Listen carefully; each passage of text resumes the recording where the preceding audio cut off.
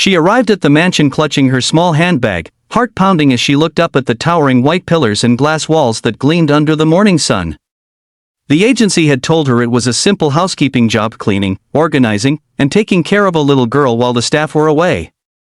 But she had no idea this house had stories that would change her life forever. That was the day Maya walked into the life of Lily, a blind 7-year-old with a heart full of light, and unknowingly, into the quiet world of Lily's father, Ethan Cole, one of the country's most powerful CEOs, a man broken by loss and too afraid to love again, and none of them knew that a single melody, played on an old piano, would bring their shattered worlds together. The first day began quietly. Maya was nervous but determined.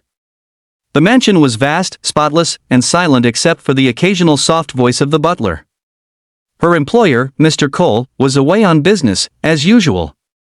The other maids barely spoke to her, whispering about how he doesn't like anyone near the piano room and how the little girl never smiles anymore. When Maya first saw Lily, she understood why. The child was sitting by the large window, fingers tracing the sunlight that streamed through the glass. Her eyes were soft but unseeing, her tiny body wrapped in a pink blanket. "Good morning, sweetheart," Maya said gently, kneeling beside her. Lily turned her head slightly. "You sound kind. Are you new?" Maya smiled. "Yes. I'll be helping you around the house." The girl's face lit up faintly. "Do you know how to play the piano?" Maya froze for a second. "A little," she admitted. "But I haven't played in years." "Then play for me," Lily said, her voice almost a whisper. "Please." Something in that plea broke through Maya's hesitation. She sat down at the grand piano, dustless, silent, forgotten. Her fingers trembled as she touched the keys, then slowly began to play a gentle melody her mother had taught her long ago. As the music filled the air, Lily's expression changed. She smiled, truly smiled, for the first time in years. Her small hands moved with the rhythm, imagining the notes. When the song ended, Lily clapped softly. "That sounded like sunshine," she said. Maya laughed through tears she didn't expect. "Sunshine? I like that." From that day, playing piano became their little secret. Every afternoon after chores, Maya would sit beside Lily, guiding her hands over the keys, teaching her how to feel the notes rather than see them. They laughed, stumbled, started over, and somewhere between the laughter and music, Maya stopped feeling like a maid and started feeling like family. But what she didn't know was that someone was watching. Ethan Cole had returned home earlier than expected that evening.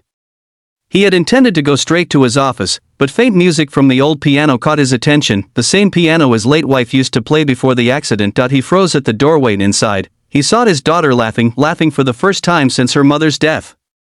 And beside her sat the new maid, fingers dancing over the keys with emotion so pure it pierced through the walls Ethan had built around his heart that he couldn't move. The scene was so simple, yet it felt sacred.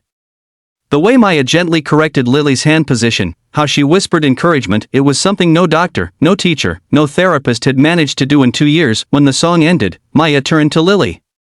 "You did it! You played your first full melody." Lily grinned. "Mom used to say music makes the world brighter." Ethan's throat tightened.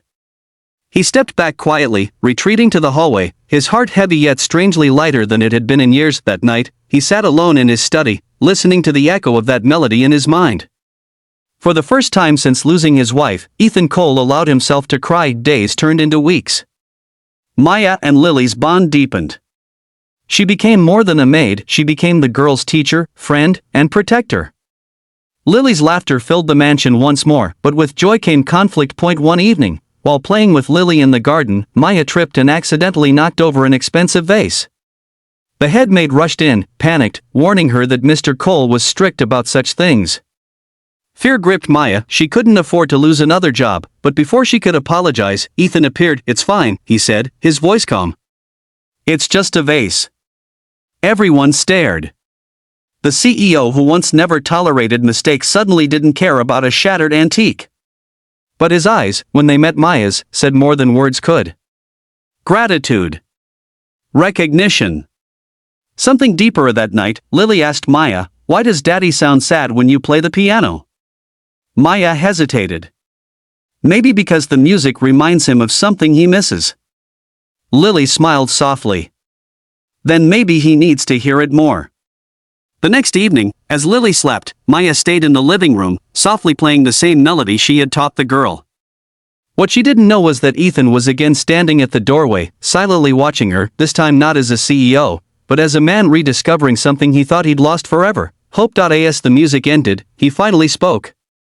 "You played beautifully." Maya startled, turning around. "Mr. Cole, I'm so sorry, I didn't mean." "Don't apologize," he said gently.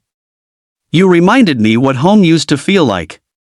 For a moment, their eyes met, and something passed between them, a connection born not of attraction but of shared pain, understanding, and the quiet healing power of music. From that night on, Ethan joined them sometimes, standing by the piano while Lily played, smiling silently. Slowly, the walls of that lonely mansion began to fall. Months later, Lily performed her first recital for a small audience of family and staff. Her fingers moved with confidence, playing the same melody Maya had first played months ago. When she finished, applause filled the room, but it was Ethan's tears that told the real story. He turned to Maya. "You brought my daughter back to life." Maya smiled through her own tears. "She brought me back too." The camera fades as Lily takes both their hands, placing them together on the piano keys. "Now," she says with a grin, "we all play." As the melody fills the house, you can almost feel it, the moment when broken people find their way back to love, not the romantic kind, but the kind that heals souls, because sometimes, the people who enter your life quietly end up becoming the music your heart needed all along.